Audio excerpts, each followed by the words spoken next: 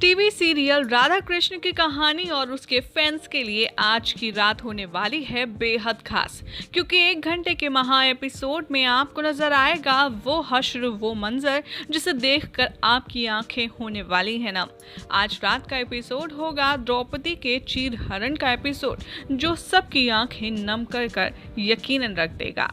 आज रात के एपिसोड की शुरुआत होगी दुर्योधन से और उसकी घिनौनी बातों के साथ, जहां पर दुर्योधन कहता आता है नजर और सबसे कहता है कि अब तुम सब दास हो और तुम्हारी हर एक चीज पर मेरा अधिकार है, इसीलिए द्रौपदी अब मेरी दासी है।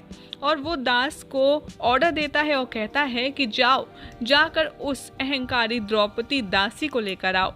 दास विवश होकर जाता है द्रौपदी के पास और वहां जाकर उन्हें सब कुछ जानकारी देता है और कहता है कि युधिष्ठिर ने आपको सबके साथ साथ द्रुतक्रीड़ा में हार दिया है। उन्होंने स्वयं के साथ साथ 5 पांडवों और आपको दांव पर लगाया था और वो आपको हार चुके हैं।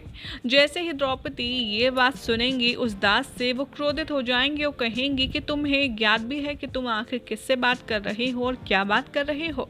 दुर्योधन के बारे में कहती है कि जाकर उस मूर्ख दुर्योधन से कह दो कि एक शतरानी को दासी समझने की भूल आखिर वो कैसे कर सकता है। मैं कोई वस्तु नहीं हूँ कि यहाँ पर कोई भी आकर मुझे अपने हिसाब से चला लेगा। मैं यहाँ की कुलवधू हूँ। जाकर दुर्योधन से कह दो कि पांचाली किसी का आदेश नहीं मानती और वो किसी की दासी नहीं है। दुर्योधन यहाँ पर वेट कर रहा होता है कि कब दास द्रौपदी को लेकर भरी सभा में आते हैं और वो उसे अपनी जांग पर बैठा करके भरी सभा में बेइज्जत करेगा। जैसे ही वहाँ पर दुर्योधन आता है और वो दास को देखता है तो दास उसे बताता है कि माफ़ कीजिए, लेकिन द्रौपदी जी ने आने से मना कर दिया है। उन्होंने कहा है कि दुष्ट दुर्योधन से कह दो कि वो यहाँ सभा में नहीं आएंगी। दुर्योधन ये बात सुनकर बहुत क्रोधित हो जाता है और एक एक करके फिर से सबकी इंसल्ट करता है और कहता है कि आने दो उस अहंकारी स्त्री को, मैं भी देखता हूँ और उसको बताऊंगा कि एक वीर पुरुष को अपमानित करने का परिणाम क्या होता है। सब मना करते हैं, उसके आगे हाथ जोड़कर कर्ण भी मना करता है और कहता है कि देखो, तुम्हें पांडवों के साथ जो करना था वो उचित है, लेकिन तुम एक स्त्री का इस तरीके से अपमान मत करो। मैं तुमसे हाथ जोड़कर विनती करता हूँ। लेकिन उसे वो अपनी दोस्ती का वास्ता देकर चुप रहने के लिए कहता है और कहता है कि बस अब बहुत हुआ। मैं स्पष्ट रूप से कह चुका हूँ कि मैं द्रौपदी को यहाँ पर बुलाकर उसके अहंकार को तोड़ूंगा। इतने में दास आकर दुर्योधन से कहता है कि उन्होंने कहा है, मैं स्पष्ट रूप से कह चुकी हूँ कि दुष्ट दुर्योधन के सामने वो नहीं आएंगी। दुशासन को वो ऑर्डर देता है और उसकी तरफ देखता है और दुशासन अपने बड़े भाई की आज्ञा मानकर कहता है कि भ्राता, अगर आप आज्ञा दें तो मैं उसके केश पकड़कर उसे घसीटता हुआ सभा में लाऊंगा। जैसे ही दुशासन के मुख से ये बात निकलती है, वहां राधा को बहुत ज्यादा क्रोध आता है। वो कहती है, कृष्ण, ये हस्तिनापुर के सभा में आखिर क्या हो रहा है? ये अनर्थ नहीं देख सकती मैं, तुम्हें जाना होगा। मैं नहीं देख सकती कि द्रौपदी का अपमान होते हुए इस भरी सभा में। कृष्ण कहते हैं राधा से कि आवश्यकता है तुम्हें समझने की कि मैं अवश्य जाऊंगा, किंतु पहले संसार को ये देख तो लेने दो कि आखिर ये नीच कहाँ तक गिर सकते हैं। सब बदले बदले से रोकने की कोशिश करते हैं दुर्योधन को अपना मान अपमान का वास्ता देकर, तो कोई अपने राज्य पाठ का वास्ता देकर, लेकिन दुर्योधन किसी की नहीं सुनता। दुशासन को वो आदेश देता है कि जाओ, तुम जाकर उस पांचाली को लेकर आओ।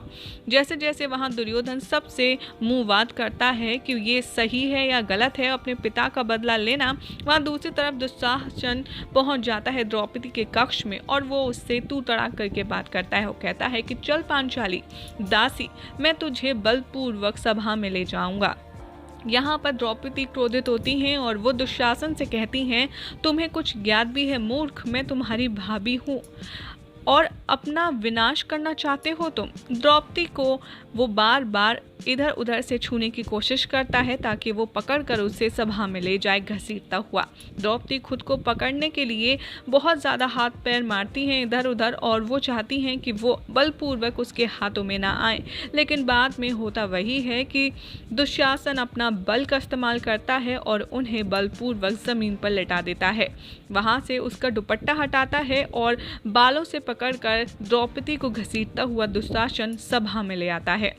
जैसे ही राधा देखती हैं ये होता हुआ, वो कृष्ण से चिल्लाकर कहती हैं कि कृष्ण, केश किसी भी व्यक्ति का मान सम्मान होते हैं और ये तो फिर द्रौपदी है, कुल की वधू है और कुल की वधू लक्ष्मी का रूप होती है और इस समान लक्ष्मी का अपमान बहुत ही ज़्यादा गलत बात है ये कृष्ण कहते हैं कि समस्त परिवार इस पाप का भागी बन रहा है राधा, जो बल होते हुए भी वो मौन है और वो स्त्री की रक्षा नहीं कर पा रहे। द्रौपदी घसीटते हुए आती है यहाँ पर भरी सभा में और उसको देखकर सभी लोग बहुत ज़्यादा हंसते हैं।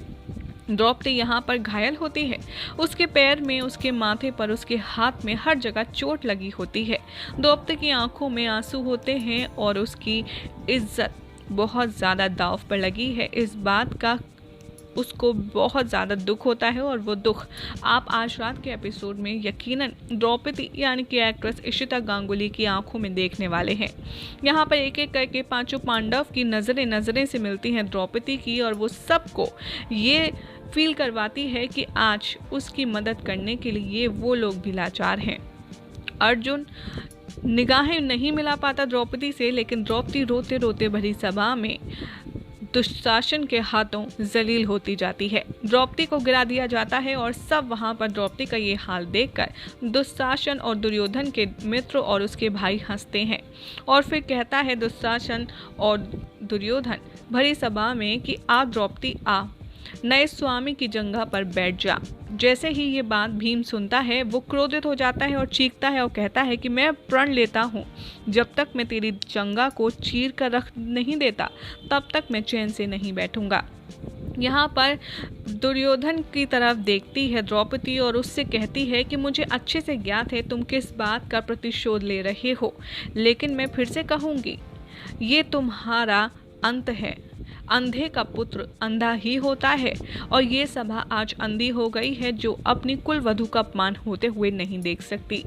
मेरे कृष्ण, सखा के कहने पर मैंने तुमसे सच्चे हृदय से माफ़ी मांगी थी, लेकिन मुझे नहीं पता था कि तुम इतने ज़्यादा कायर हो कि तुम इस तरह से एक स्त्री से अपना बदला निकालोगे। यहाँ दुशासन कहता है कि बस कर, अपना कितना ज़्यादा भाषण देगी। दुशासन कहता है दुर्योधन से कि बस भाई बहुत हुआ, अब इसको वस्त्रहीन करो। राधा को बहुत गुस्सा आता है ये बात सुनकर और वो गुस्से से चीखती हैं और कहती हैं बस अब और नहीं, जाओ कृष्ण जाओ, इस अन्याय का अंत करो, इन दुष्टों का अंत करो। उधर साड़ी खींचने वाला होता है दुशासन और द्रौपदी बहुत ही ज़्यादा हैरान परेशान होती है। राधा कहती हैं कि ये पाप होने से पहले धरती पर प्रलय आ जाएगी, इससे पहले जाओ कृष्ण। कृष्ण कहते हैं कि लगता है अंधे हैं धृतराष्ट्र, लेकिन असल में राधा ये अंधे तो हर कोई है। कोई लोभ में अंधा है, कोई काम में अंधा है, कोई अपनी माया में अंधा है, लेकिन प्रेम की आज हार हुई है और जीत हुई है सिर्फ युद्ध की, और एक प्राणी को उसके कर्मों की सज़ा अवश्य मिलेगी। द्रौपदी यहाँ पर बहुत ही ज़्यादा डरी सहमी खड़ी होती है और वो कहती है भरी सभा में सारे अपने पतियों को देखकर, अपने बड़े मान्य लोगों को देखकर कि क्या यहाँ इस पूरी सभा में एक भी पुरुष नहीं है जो स्त्री की रक्षा कर सके। ठीक है, अगर मेरे पति असमर्थ हैं मेरी सुरक्षा करने में तो अब मेरे सखा ही मेरी मदद करेंगे। वो हाथ जोड़ती हैं और श्री कृष्ण से सहायता की गुहार लगाती हैं। अब वो कहती हैं कि कृष्ण, आपकी सखी आज आपको पुकार रही है, लाज रख लीजिए कृष्ण। दुशासन जैसे ही यहाँ पर साड़ी खींचना शुरू करता है और सब हंसना शुरू कर देते हैं। द्रौपदी के आंसू गिरते हैं, वहाँ कृष्ण के आंसू गिरते हैं और राधा के आदेश के मुताबिक जैसे ही दुशासन द्रौपदी की साड़ी खींचना शुरू करता है वो वहाँ प्रकट हो जाते हैं और ऐसी रोशनी होती है जो सिर्फ धृतराष्ट्र को रोशनी देती है और उसे सब कुछ दिखने लगता है। कृष्ण उससे कहते हैं कि तुम्हें इसलिए दिखाया गया है ये सब कि तुम्हारे कुल का विनाश तुमने खुद शुरुआत कर दी है और देखो अपने आंखों से कि तुम कैसे अपने पुत्र को गलत राह पर ले जा रहे हो। वो द्रौपदी का, तुम्हारी कुल वधू का, तुम्हारी लाज का अपमान कर रही हैं। ये सब कुछ देखकर धृतराष्ट्र काफ़ी ज़्यादा घबरा जाता है और वो कहते हैं श्री कृष्ण कि द्रौपदी कैसे मैं तुम्हें यहाँ तक सहायता नहीं कर पाया, उसके लिए मुझे क्षमा कर दो। यहाँ श्री कृष्ण फ्लैशबैक में जाएंगे और वो सोचेंगे कि कैसे द्रौपदी ने उनके जख्म पर कपड़ा बांधा था। और यहाँ पर आपको शो का सबसे बेस्ट पार्ट देखने के लिए मिलेगा, बेस्ट ग्राफिक के साथ बहुत ही ज़्यादा अल्टीमेट सीन यहाँ पर आपको आज रात नज़र आने वाला है। श्री कृष्ण अपने हाथ की पट्टी खोलते हैं और साड़ी उससे निकलना शुरू हो जाती है। यहाँ पर साड़ी खींचते खींचते दुर्योधन और दुशासन और साथ में उसके सारे भाई बहुत ज़्यादा थक जाते हैं। तभी श्री कृष्ण सोचते हैं कि कैसे उन्होंने पहले भी कहा था द्रौपदी से कि आगे चल के जब भी कोई तुम्हें चरित्रहीन कहेगा या तुम्हारी इज्जत पर लांछन लगाने की कोशिश भी करेगा तो उससे पहले उसके हाथ जल जाएंगे। ये कहकर श्री कृष्ण जो साड़ी द्रौपदी को प्रदान करते हैं उसमें आग लगा देते हैं ताकि जब दुशासन उस साड़ी को पकड़कर द्रौपदी को लज्जित करने का सोचे उसके हाथ जल जाए। और होता भी कुछ ऐसा ही है, जैसे जैसे दुशासन वो साड़ी खींचता है वैसे वैसे उसे अग्नि का महसूस होता है आना और उसके हाथ जल जाते हैं। एट लास्ट दुर्योधन थक कर बेहोश हो जाता है और यहाँ श्री कृष्ण द्रौपदी को साड़ी प्रदान करके उसकी लाश रख लेते हैं। बाद में द्रौपदी से श्री कृष्ण हाथ जोड़कर कहते हैं मुझे क्षमा कर दो द्रौपदी, आज तुमने जिस तरह से अपनी लाज रखी है वो वाकई में कोई और यहाँ भरी सभा में नहीं कर पाया।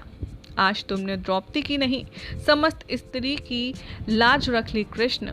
और कृष्ण के आगे हाथ जोड़कर उनका बहुत बहुत धन्यवाद करती हैं श्री राधा भी। लेकिन यहाँ कृष्ण कहते हैं द्रौपदी से कि आज मैं सारे पुरुषों की तरफ से तुमसे क्षमा मांगता हूँ और आज ईश्वर का विश्वास मनुष्य से उठ चुका है और यहाँ पर तुमने साबित कर दिया है कि मनुष्य अपने कर्म का भागी अवश्य होता है और तुम्हारे पापियों को सज़ा अवश्य मिलेगी।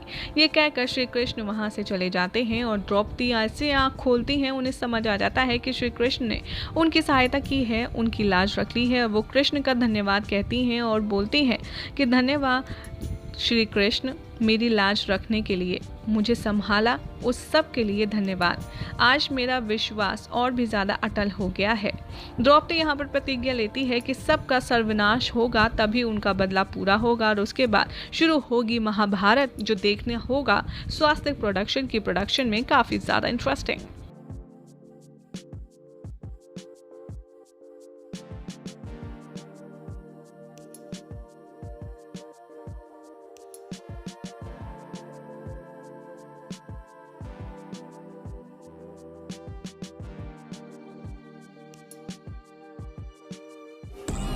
La la la la la.